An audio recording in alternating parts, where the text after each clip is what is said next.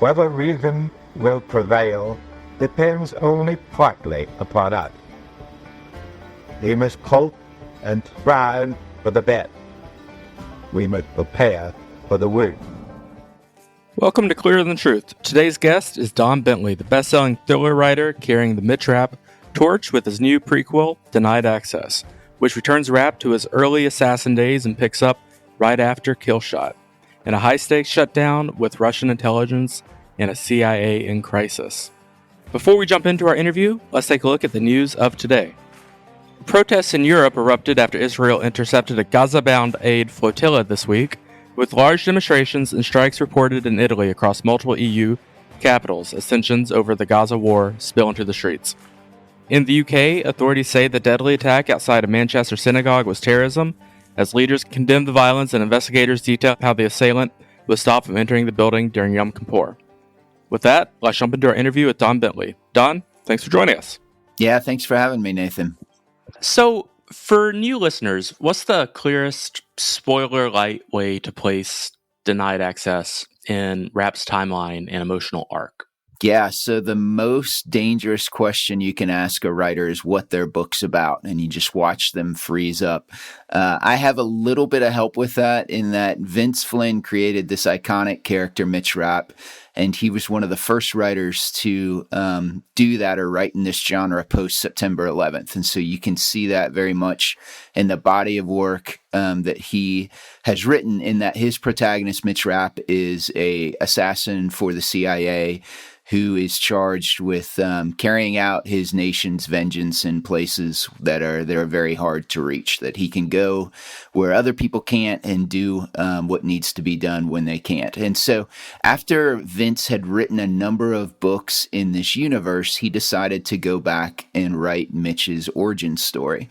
And so he wrote the first two books of what was supposed to be a 3-book trilogy, and those were American Assassin, which actually had a movie made about it by the same name, and then Kill Shot. And then for reasons we don't know, unfortunately, since Vince passed away, he never wrote the third book in that series. Instead, he went back forward in time and wrote The Last Man, which was unfortunately his final book before he passed away from cancer.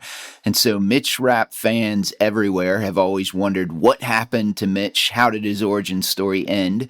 And so Denied Access is that third book in that trilogy. It takes place in the early 90s, so it's a throwback book. And what makes it, I think, a little even more interesting is that Vince primarily dealt in his books with Islamic terrorism and with the threat posed by Islamic terrorism.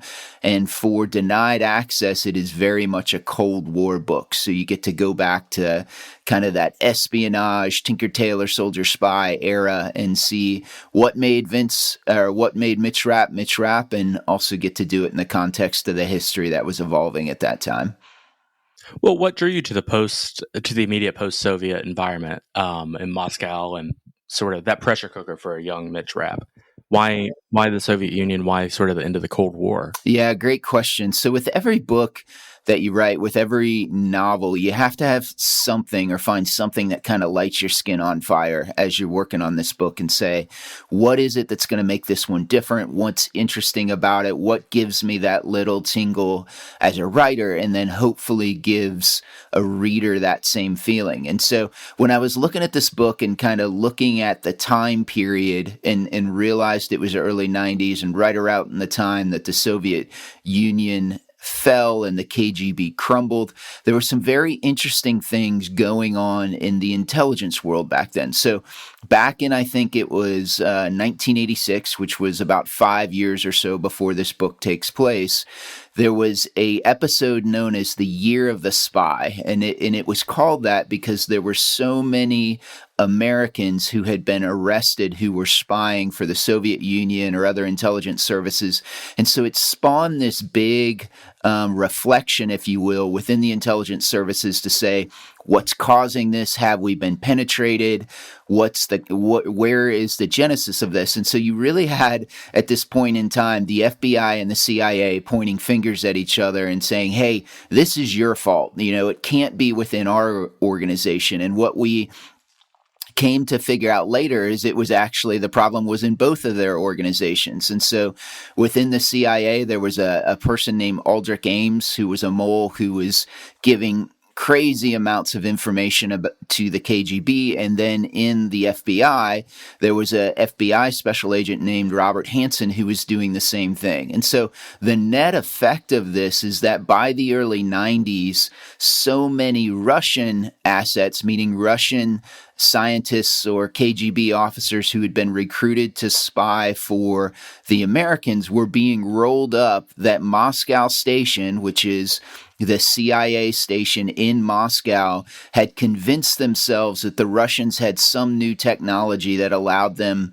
to spy on them, and they were basically afraid of their own shadows at that time. And so there's a great book written by a journalist and a man named Milt Bearden. And Milt was a CIA officer. He was the Near East Division chief at that time, laying out what actually happened there and how they figured out where the mole was, how they kind of got their mojo back, what it was like to operate in Moscow at that time. And so another novelist friend of mine, David McCluskey, who's a phenomenal writer, his book, The Persian, actually just came out. He's an espionage writer and then was also a CIA officer.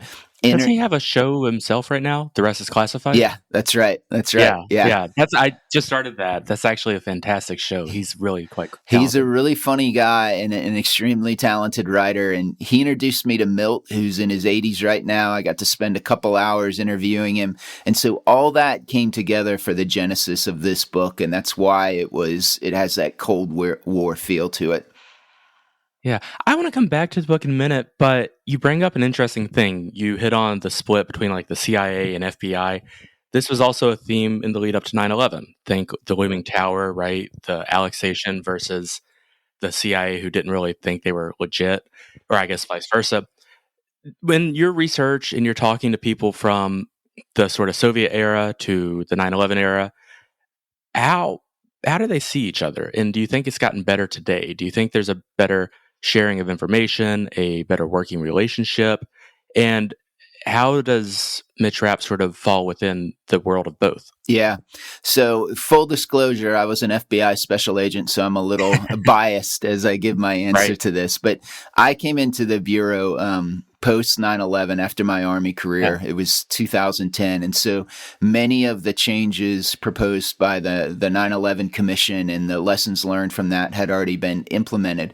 And so I would say at a top level, I think the two organizations work better together, or better than they did before, but there's always going to be a tension between those two organizations because at its core, the FBI is a law enforcement organization, and their job is to put bad guys behind bars. And so what that means is everything they gather, even though they're a member of the intelligence community, just like the CIA is gathered with an eye towards someday this might have to go in front of a jury. And so it has to be gathered in ways which are in which we follow our laws and the Constitution, because you can't, there's kind of another way to illustrate this is that if a special agent in the FBI is ever convicted of perjury, that person's career is done, because every FBI special agent needs to be able to stand up, potentially go to court, raise their right hand, swear to tell the truth, the whole truth, and nothing but the truth, and be believed by a jury and have their word be unimpeachable. CIA officers, on the other hand, we used to call them professional liars, because that's what they do for a living, is to go into foreign nations and gather intelligence, and they're breaking the law as they do that. Right. And so there's always going to be the tension where the FBI is eyeing everything that they do with an eye towards building a case that they can put in front of a jury and put bad guys behind bars. The CIA, and rightfully so, has absolutely no interest in that. What they're there to do is steal a nation's secrets and bring that back so that the decision makers here have the ability to look in, to read, their enemy's mail or adversary's mail, for lack of a better term, and to give them that insight into what the Soviet Union was doing at the time or what Russia's doing at the time. So there always is going to be some healthy tension between those two organizations. And I think there should be, because there should be a division between the CIA and what they do and the FBI and what they do. Mitch Rapp, because he works in the CIA, certainly falls into more of that cowboy aspect. And to be frank, that's what readers want, right? Like the heroes that are your heroes in fiction are maybe not necessarily the heroes in real life, should they exist in real life, because while Mitch Rapp is, and Vince wrote him very remarkably this way, in that Mitch Rapp does bad things to bad people, but those bad things do not alter his character, do not offset his compass, do not impact him morally in any way, right? And that's what, readers want to have, that sense that this is a guy that goes, like I said, and enacts his nation's vengeance or justice in ways that other people can't. But in real life, obviously, it is a little more complicated than that. Yeah. Was there any individuals that you sort of would draw on when thinking about Mitch Rapp that you worked with or saw in action? Yeah, absolutely. So when my first book, Without Sanction, came out, I was doing an interview, a radio interview, and the interviewer said to me, "Are you Matt Drake, who's my protagonist, who is an operative for the Defense Intelligence Agency and a former Ranger?" And she said, "Are you that guy?" And I said, "I am absolutely not that guy, but I've stood in the same room with men who could be." And so I think for all of your characters, if you're lucky enough to know men, and in some cases women, who could be those heroes, you want to take a little bit of that and add that veracity to it. Now, sometimes I'll actually put, with their permission, real people in the books as kind of a nod to them. I have, when I got out of the FBI, I worked for a small company that was staffed primarily with veterans from the Army Special Operations community. And so many of them make appearances in my books. But what I like to do that I think is funny is to change their branch affiliation. And so a good friend of mine, Brandon Cates, was an Army Ranger, actually was in the initial invasion during Afghanistan and during the horrible tragedy that in Tarkar with Chapman and all of those guys. And what I do for Brandon, and to honor him, is make him a Navy SEAL instead of an Army Ranger, which he does not particularly enjoy, but I think is pretty hysterical. So, you kind of do those little winks and nods too, but definitely I think all of us who write in this genre are in some manner, big or small, paying homage to the men, and in some cases women, who actually do these jobs for a living. You have mentioned picking up sort of where Vince Flynn had left off. How are you sort of picking up on other writers in the genre, sort of the greats that come to mind?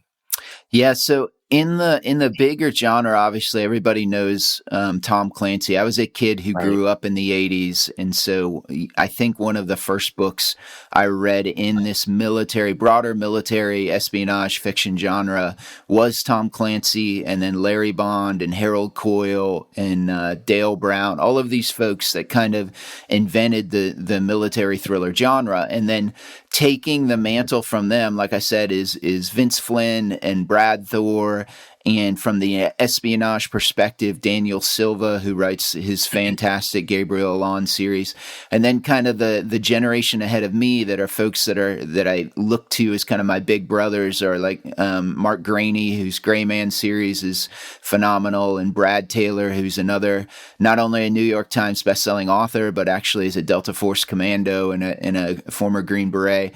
And so the great thing, and then I mentioned David McCluskey, who I think is very much Daniel Silva's heir. He's a phenomenal writer in that espionage genre. I think the great thing about this genre is that it is so collegiate and so welcoming, and that many of those folks I have had conversations with, and for the price of a beer or something, they give you a master's class in what it takes to survive as a writer. And I think all of us who write in this genre are very much aware that we're standing on the shoulders of giants. I've gotten to do that twice now, where I wrote 4 books in the Tom Clancy universe, and was very, very much aware of not just Tom, but Mark Graney, who also wrote in that universe, and other folks that shaped that for me. And then with Vince Flynn, my predecessor was Kyle Mills, who was a peer of Vince's, was a New York Times bestselling author in his own right before he took over the Mitch Rapp, Vince Flynn universe and expanded it and made it. He could have, said this to Kyle quite a bit, he could have just treaded water and given fans the next weekly adventures of Mitch Rapp, but he expanded the universe and made it richer and broader. And so I think about that quite a bit. The difference between writing for an estate and writing your own books is these books, denied access doesn't belong to me. It belongs to the Vince Flynn estate, and it belongs to those fans that have kept that franchise alive and still love that character so much. And so I think about that all the time when I'm writing books that say Vince Flynn across the front of them. Yeah. I want to talk a bit about Mitch Rapp's psyche. Mm-hmm. Certainly an interesting person, but also anyone who does this line of work is interesting. Yeah. To me, at least, and perhaps my read on it is different than what others will have. And I think this is also the case for anyone who does this work. Maybe a little brash, maybe a little bit of rage in him. What sort of personality characteristics and mental psyche were you trying to pull out of this character? Yes, so the predecessor to the CIA was an organization known as the OSS. I think it was the Office of Strategic Services or something, a typically bland and generic organization whose members, it was headed by a guy named Wild Bill Donovan, who chose men and women to parachute behind the lines in Europe and conduct sabotage operations and blow up trains and link partisan groups together. And so someone asked him once, who are you trying to recruit? Who is the ideal candidate for this job? And he said, I need PhDs that could win a bar fight. And so that's still, I think, a great quote for what are the type of men and women who are drawn to or that you want to recruit to work in the intelligence field, right? Because you need somebody who is brash and cocksure and cowboy enough to go into another country to do things that on a good day just get them arrested if they're found out. On a bad day can lead to much worse than that. Go do those things, but do them with an attention of detail and a mastery of tradecraft that go beyond, kind of the typical, John Wayne, I'll figure it out as I'm punching the guy in the face thing, right? So you need on one hand this incredible brash, confident, and then on the other hand, a person who still is meticulous and organized and attentive to detail and has a great memory. And that's a really, really hard combination of traits to find in the same person. And so I think Mitch Rapp certainly embodies that, but the real men and women who do this job do so as well. Yeah. When you were doing your research, what were some of the sources you were drawing on, unclassified or whatever else? Where were you pulling a lot of your info to get a better understanding of this character, this type of character in this period of history? Yeah, so the two books that played the biggest role, the first one I believe was called The Year of the Spy, and then the second one that Milt co-wrote was called The Main Enemy.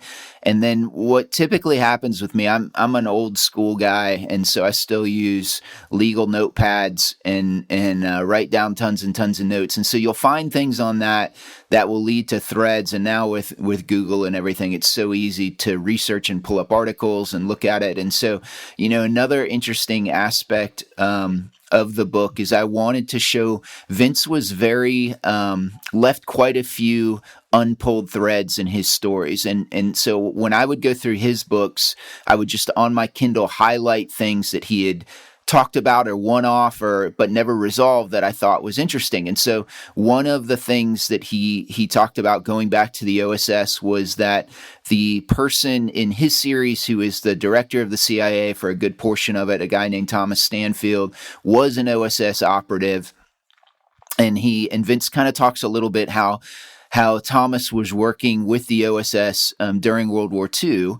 And so I started doing research on what the OSS was doing, and specifically in the closing days of the OSS. And I found this really interesting thread in that in the closing days of World War II, there was a big debate, probably raged across the levels of government, but certainly within the OSS itself, is who were the Soviets? They had been our friends during World War II in that they were our shared ally against Nazi Germany. But now that Germany was defeated, were they still our friend? Were they going to become the next adversary? How should they be treated?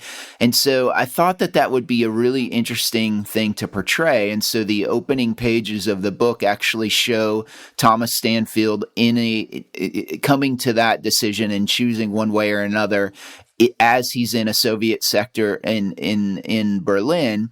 Because there was another really interesting thing that happened at the close of World War II. Lots of folks are familiar with something called Operation Paperclip, where the U.S. government was scooping up German rocket scientists primarily to help us design our own missiles and later the space program, where the Soviets were doing the same thing, but were also trying to scoop up German weapons scientists, specifically scientists who had been working on Germany's nuclear bomb because the Russians were behind on it. And one of the things, in addition to scientists, they were trying to vacuum up material as well. And so one of the things that was critical to the research of nuclear bombs, but was in short supply, was uranium oxide. And so there were stories about Russian scientists trying to find it, and American scientists American intelligence operatives trying to prevent them from finding it. And I thought that would be a really cool backdrop and way to start the book. And so I actually did quite a bit of research on that because the book actually spans kind of 3 different time periods. And so you have a little bit of World War II in there. You actually have one of Mitch Rapp, his mentor, and his co-worker, for lack of a better term, is a guy named Stan Hurley. And in another one of Vince's aside, he talks about how Stan was often on the wrong side of the Berlin Wall, causing trouble during the Cold War. And I thought that would be something really interesting to show. And so I had to do some research on kind of the spy versus spy that was centered in Berlin during that time. And so, like I said, I knew going in I wanted it to be a Cold War thriller, but the threads of where that took me to were often places I hadn't imagined. Yeah. So you detail a scene in the book where Mitch Rapp goes in and he basically is trying to dismantle a Russian operation where he has to confront Russian intelligence services. Mm-hmm. What is that specifically drawn from, if anything, and what would be sort of a similarity to today in dealing with Russian intelligence? Yeah, so just speaking in general terms, because I want to give into the scenes. One of Right. there was a term bandied about at the time that was Moscow rules, and so what that meant is that in Moscow, the normal gentlemanly, if there is such a word, rules that applied to spies did not apply because the KGB was rough and tumble. It was a no holds barred. And so I actually got to ask Milt about that. And I said, hey, everybody talks about Moscow rules. Was that really a thing? How did it play out in real life? And he said, absolutely, it was a thing. He said, if there were some FBI agents who rolled up a KGB officer in Washington, D.C., and they got a little too frisky with him. And he said that would be revisited about a CIA officer in Moscow tenfold. And so if they were arresting him and somehow he bumped his face and got a bloody nose in it, he said, the next day in Moscow, a CIA officer would get arrested by the KGB and have his shoulder separated. And so there was definitely this back and forth between the two intelligence services that was kind of this series of escalations. And I wanted to show that, right? Show it where it's more than just, because typically what you think of is a CIA officer who is operating under official cover. If they're arrested, the worst that can happen to them, usually under the old rules, is they get kicked out of country, right? They're persona non grata, they get shipped back.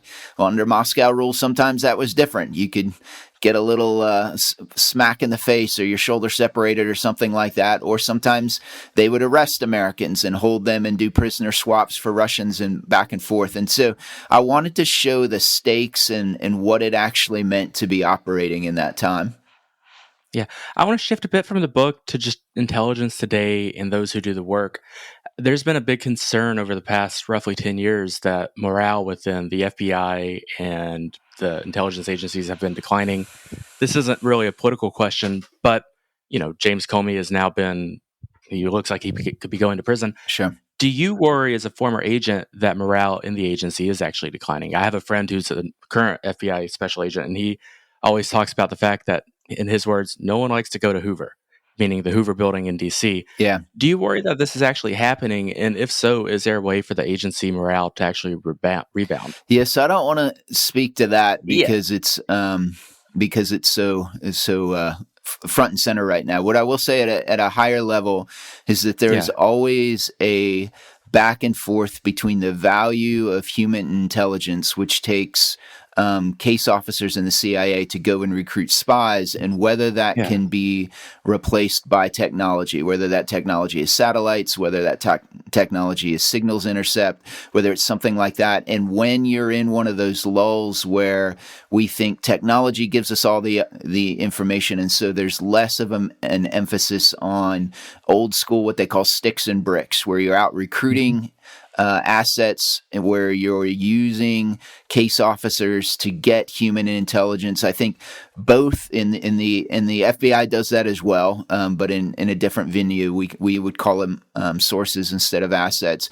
When that shifts away, certainly the people who are doing that work, your morale can suffer, because what tends to happen after that, right, is that there is a huge catastrophe and people are a failure of intelligence, and they say, why did we not know about that? And they say, well, because we hadn't prioritized human intelligence. And that is the only surefire way where you get a direct insight into a person's mind, because you hear them tell you, here's what this person said, here's what they think. And so I think morale constantly ebbs and flows in those organizations, even political considerations aside, because the importance placed on the intelligence that's collected that way, unfortunately, tends to ebb and flow a bit.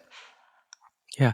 Coming back to the book, if someone today were to start reading if a reader were to start with Denied Access, which two books should come next for sort of the most impact, to have an understanding on Mitch and the series? Sure. So all the books are meant to be or can be read as standalones.